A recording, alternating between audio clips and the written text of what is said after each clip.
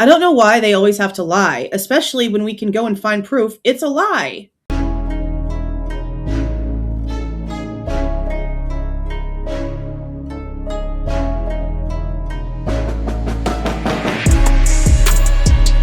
Kohberger allegedly stalked one of the victims. That's false. You knew that was false. For anybody who had never heard that before, that question is now planted into them, unqualified representation that Mr. Kohberger stalked one of the witnesses, and that's false. We do not have evidence that the defendant had direct contact with 1122 or with residents of 1122.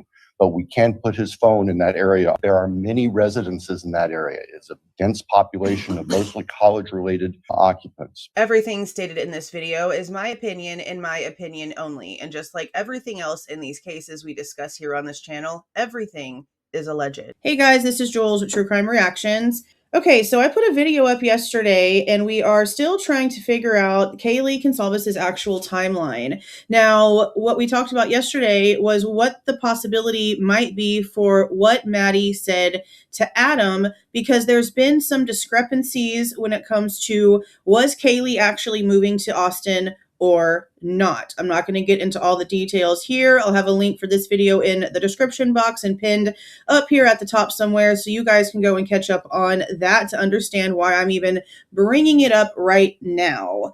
In that video, we are also discussing, did she move out of 1122 yet or not? Because we were told by her own family in the very beginning of this case that she had moved out of that house.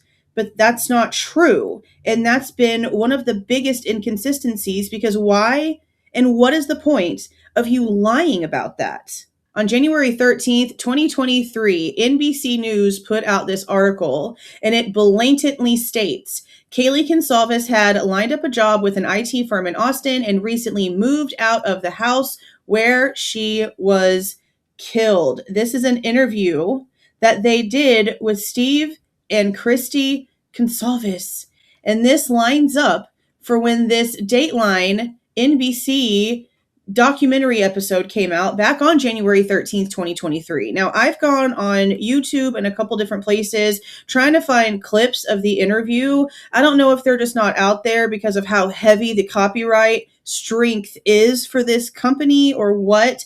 If somebody happens to have it where they actually have the interview, if you wouldn't mind sharing it with me somehow, I would super love to have the clip of it. I should have recorded these episodes, but we know they're so filled with such misinformation. I just honestly never felt the reason to record them. Now, about 12 hours ago, so right around midnight last night, I was scrolling through Facebook and came across somebody else's post that had screenshotted this and said, oh, the Goncalves family are debunking the rumors that Kaylee Goncalves had moved out. And my instant response was, but they're the ones who told us that.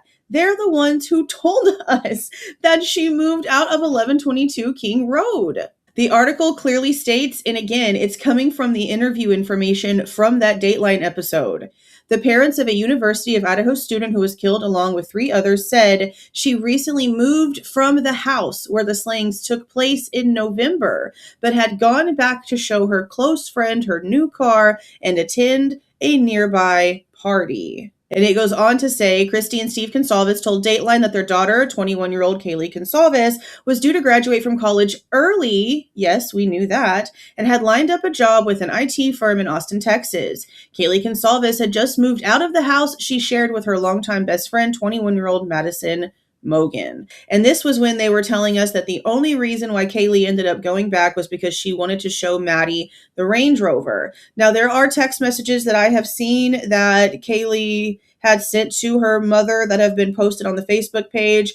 I am blocked, but I'm pretty sure that I have the screenshots somewhere. So if I do have them, I'll pop them up on the screen. If not, if someone could send them to me, if you don't see them, just so that I can make sure that I do have them.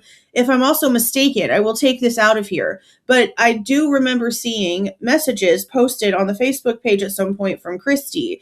Now, can messages be faked? Yeah, the frick they sure can. Do I feel like she's posting fake messages? I don't know, not really. I think they're greedy, and I think they're blind to what's really happening because they like the attention that they're getting. And that's a big motive not to start asking questions in the right way and, everything else that we've seen. But when it comes to her posting stuff from Kaylee, I don't know. I found it really strange that we started seeing information coming out about them having a connection to some sort of cloud business. And then all of a sudden, within 24 hours, she was posting a Post-it note from the stuff that she was digging out of Kaylee's boxes of stuff. Just, it magically happens to be about cloud and networking and stuff like that. And it's just like the coincidences are just strange. And I know I probably sound crazy, but we've all literally seen these things happening. And as much as I'm not chasing, technically, the Nancy Guthrie case, I'm probably going to end up doing a video about all these crazy coincidences that we've seen in the names and the timings and just the weirdness, just because it's something to point out. But again, I don't understand why Christy is even feeling the need to say anything, because this is probably Christy making this comment. I can only assume that it's Christy. Multiple people have access to the page. But I don't know why they're saying that these reports are inaccurate when the reports came from them. So this was what the screenshot stated when it comes to them debunking the inaccurate reporting. Yeah, okay. Kaylee had not moved out of 1122 King Road. She had all of her stuff there. Reports stating that she was moving out or had moved out are inaccurate. And again, they came from the people that are now telling us that it was wrong, when we've technically already known that by paying attention to details and actual facts this whole time. She did, however, plan to move in February. In addition to her bedroom on King Road, she has a bedroom here at our house, the same bedroom she had up until the time she moved to U of I for college. She would come home on weekends, various holidays, and summers and stay in her room. All of that very typical, all of that very normal. But that still does not take away the fact the family themselves told us that Kaylee moved out of that house.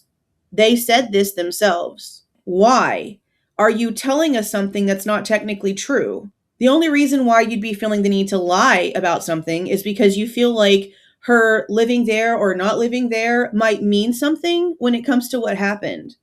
So did they lie about that because they were feeling guilty about something? Was there some sort of defense happening there when they came out after Kohberger was arrested and started telling even more tales about things? I don't know.